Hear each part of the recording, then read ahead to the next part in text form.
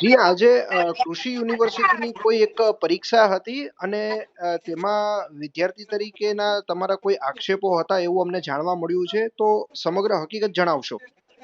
હા સર, એમાં એવું છે કે આજે 21/9/2025 ના રોજ જે કૃષિ યુનિવર્સિટી છે એના દ્વારા જુનિયર ક્લાર્ક 3 ની એક્ઝામ લેવામાં આવેલ હતી આજે, જેનો સમય હતો 2 થી 3 વાગ્યા સુધીનો. જી. હા, હું એમાં એક ઉમેદવાર જ છું જે પરીક્ષા આપું છું. મારું નામ છે. ઓકે. અને અમારે એવું થયેલું હતું ક્લાસમાં કે છે ને કોઈ પણ પેપર હોય ને એની પહેલા ઓએમઆર હોય એ 1:30 વાગે આપવી પડે, અડધો કલાક બેન, પહેલા. તમને વચ્ચે અટકાવીશ. તમે કહ્યું કે તમે તમારો જે સમય હતો બરાબર છે, તો હા. તમે કયા સેન્ટર ને કયા શહેરની વાત કરો છો? કયા સેન્ટરમાં એક્ઝામ હતી ઓકે. તમારી? હા, અમારી છે ને અમદાવાદમાં છે, ઈસનપુરમાં લિટલ બર્ડ ઇંગ્લિશ સ્કૂલ કરીને છે. ઓકે. એ અમારું સેન્ટર હતું. જી. હા. હા, તો એમાં એવું થયેલું છે કે અમારી જયારે એક્ઝામ અમારે 1:30 વાગે છે ને ઓએમઆર આપવી પડે, પણ એ લોકોએ અમને ઓએમઆર પણ નથી આપી.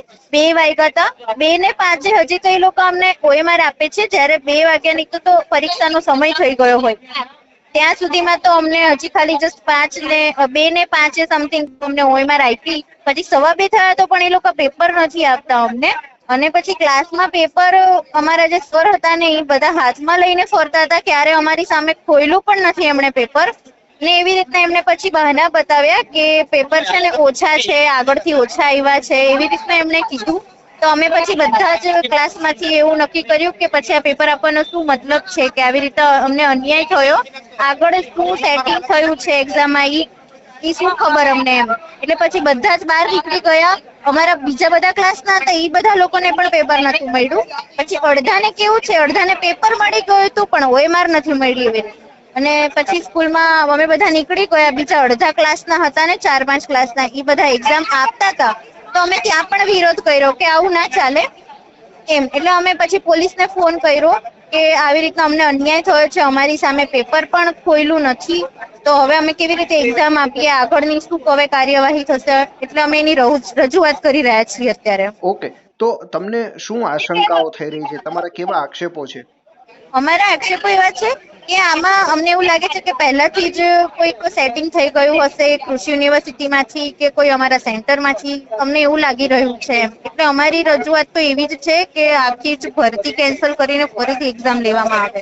અચ્છા, એટલે જે રીતે આખો ઘટનાક્રમ હું સમજી શકું છું, ત્યાં એટલે એવું કહી શકાય કે પેપર અગાઉથી કે ફૂટી ગયું હોય કે કોઈને ખબર હા પડી ગઈ કે આપી દેવામાં આવ્યું, એવા તમે આક્ષેપો તમે કરી શકો?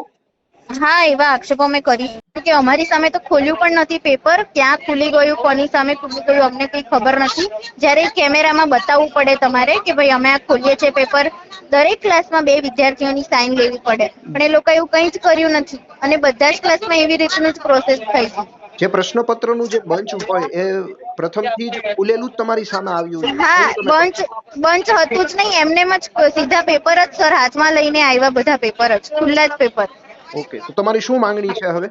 હવે એ જ માંગણી છે કે અમને ન્યાય થવો જોઈએ. અમારા સેન્ટર ઉપર ખાસા બધા લોકો છે, બધાએ કોઈને પરીક્ષા આપી નથી, કશું જ નથી એ લોકોને. તો એ લોકોને ન્યાય મળવો જોઈએ અમને લોકોને કે ભાઈ આખી પરીક્ષા છે ને બધા માટે કેન્સલ થઈ જવી જોઈએ અને ફરીથી પરીક્ષા લેવામાં આવે. ઓકે, મુંબઈ સમાચારના આ મહત્વની જાણકારી આપવા બદલ આપનો ખૂબ ખૂબ આભાર. Thank you sir.